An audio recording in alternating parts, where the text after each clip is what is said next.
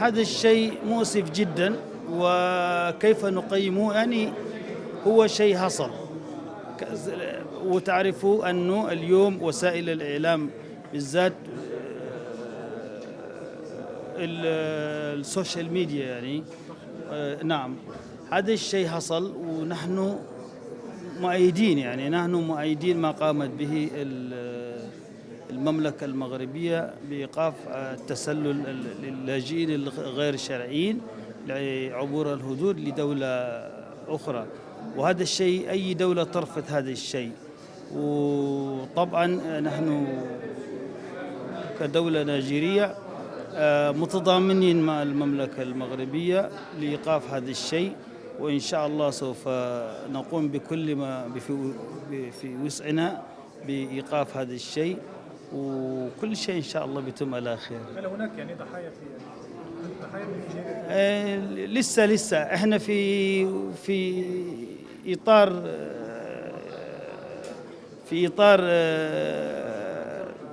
التحقيق والبحث عن الضحايا، لأنه لسه الحكومة لسه ما صارت، فننتظر التصريح الرسمي من جانب الطرف الحكومة المغربية نسمع أي دولة وأي ضحايا من أي دول إن شاء الله. السفير، من يقف وراء هذه ال2000 التي حاولت اغتيالها؟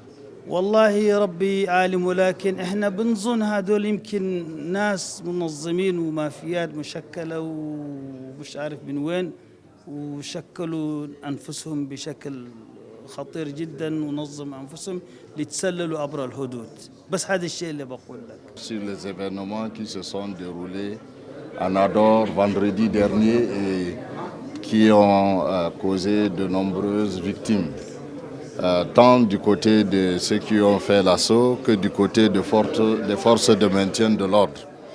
Avant de commenter cela, je voudrais vous dire que tout le groupe africain dans son ensemble apprécie grandement le geste de Sa Majesté le roi Mohamed VI en ce qui concerne l'encadrement des migrants ici au Maroc.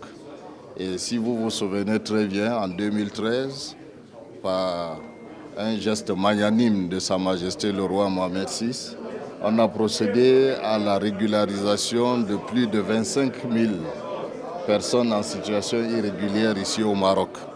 On leur a permis non seulement de retrouver une vie normale, mais de pouvoir scolariser leurs enfants, de pouvoir avoir une vie de famille normale et de s'insérer dans la société marocaine s'ils le veulent. Mais dans tous les cas, on a régularisé. Et cette politique migratoire du Royaume du Maroc a valu à Sa Majesté le roi Mohamed VI d'être désigné par ses collègues, par ses homologues chefs d'État africains comme champion en matière de migration pour le continent africain. Et le Maroc représente dignement le continent africain dans le dialogue international en matière d'immigration. Donc, en revenant maintenant sur l'assaut qui s'est passé, on nous a montré les vidéos, les faits, qui sont d'une violence inouïe. C'est quelque chose auquel nous n'avons jamais assisté ici au Maroc, même comme par le passé, il y a eu des attaques. Généralement, on nous a habitués à l'attaque de ces barrières à la veille de Noël ou bien à la veille du Nouvel An. Et cette année, ils ont choisi un vendredi, nous ne savons pas pourquoi, et ils ont changé le mode opératoire. Au lieu de s'attaquer directement à la barrière comme ils ont l'habitude de le faire, ils ont préféré s'attaquer même au passage de la frontière entre le Maroc et l'enclave de Melilla. Et c'est un passage étroit. Ils ont attaqué, ils sont venus avec des bâtons, des gourdins, des armes blanches, des couteaux, et prêts à en découdre avec les forces de l'ordre. Ce qui a inévitablement conduit à tout ce qu'on a eu par la suite, des blessés et même des morts. Mais les morts en général parce qu'ils ont emprunté un couloir étroit et beaucoup sont morts au dessus de la bousculade qui est advenue au niveau de ce passage-là. Nous condamnons avec la dernière énergie ces manifestations et nous disons que nous nous tenons constamment, comme par le passé, auprès des autorités marocaines pour essayer de juguler cette situation qui n'honore pas notre continent, qui n'honore pas ces migrants, qui n'honorent pas leurs différents pays et qui n'honorent pas le continent africain en général. Je disais encore il y a quelques jours, lorsque on célébrait la journée internationale de l'Afrique, que l'Afrique est un continent béni. Il y a tout pour réussir sa vie ici en Afrique et notre jeunesse devrait comprendre cela. Il faut travailler, il faut croire à notre continent et il y a tout pour réussir. Vous pouvez faire de l'agriculture, vous pouvez apprendre un métier pour vous installer convenablement chez vous. Donc nous condamnons ce qui s'est passé et nous sommes prêts à accompagner le Royaume du Maroc pour trouver une solution pérenne. La plupart des migrants viennent des pays en crise et ces filières sont alimentées parfois par des combattants issus de ces pays-là qui vivent sur le dos des migrants. C'est des réseaux de traite humains. Et donc, ils perçoivent de l'argent et ils envoient ces migrants. Et c'est un réseau bien huilé, bien encadré et on leur donne même des conseils sur comment opérer. Et donc nous sommes prêts à travailler avec le Royaume du Maroc, à créer une synergie d'action et avec nos différents pays et avec ces pays qui sont également en crise parce qu'aucun pays n'entre dans une crise de son plein gré. Donc nous sommes prêts à accompagner et au mieux, peut-être même au niveau de l'Union africaine, poser la question et voir dans quelle mesure on peut juguler cette situation qui ne nous honore pas.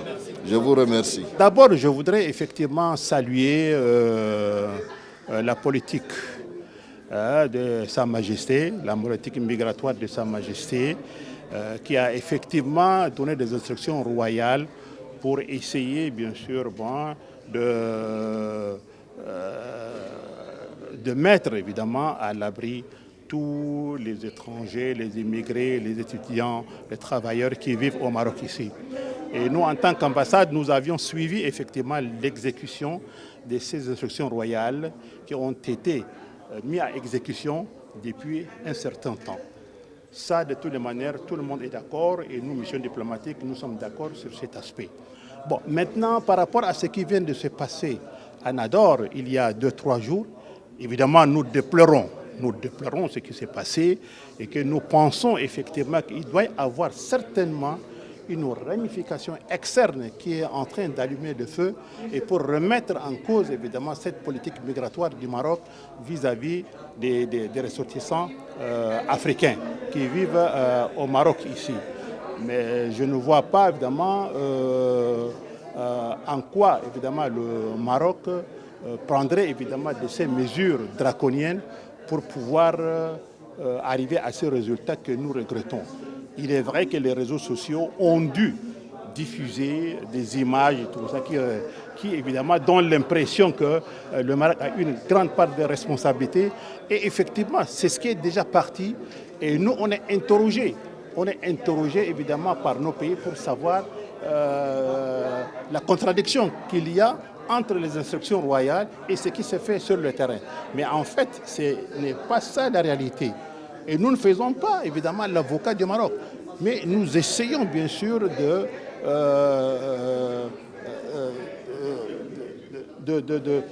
dire ou d'exprimer, évidemment, cette réalité sur le terrain. Nous vivons au Maroc, nous savons comment, évidemment, les frères marocains mènent, évidemment, leur politique vis-à-vis, évidemment, de nos étudiants, de nos migrants, de nos travailleurs au Maroc ici, mais que, quelque part, il y a, en fait, évidemment, un réseau qui est en train, il y a une ramification des réseaux qui est en train, bien sûr, de mener cette action pour salir ou porter préjudice à la politique du Maroc par rapport justement à la gestion de la migration.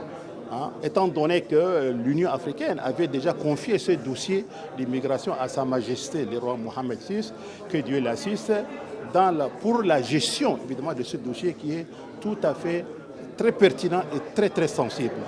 Néanmoins, nous ne faisons que réaffirmer vraiment notre volonté, notre détermination pour aider le Maroc à pouvoir juguler ce mal qui essaie effectivement de remettre en cause cette coopération ou cette vision de Sa Majesté de faire la politique sud-sud entre les pays africains, évidemment le fondement de la coopération et de l'unité africaine. Et grâce à la bonne volonté de tout un chacun, Et par la grâce de Dieu, je pense que nous serons amenés à pouvoir plus ou moins arriver au résultat que nous appelons de notre vœu. وإن شاء الله نتمنى كل التوفيق والسداد للمملكة المغربية وشكرا. قبل المغادرة لا تنسوا الاشتراك في قناة العمق المغربي وتفعيل الجرس ليصلكم كل جديد، ولا تنسوا مشاركة الفيديو والضغط على زر الإعجاب.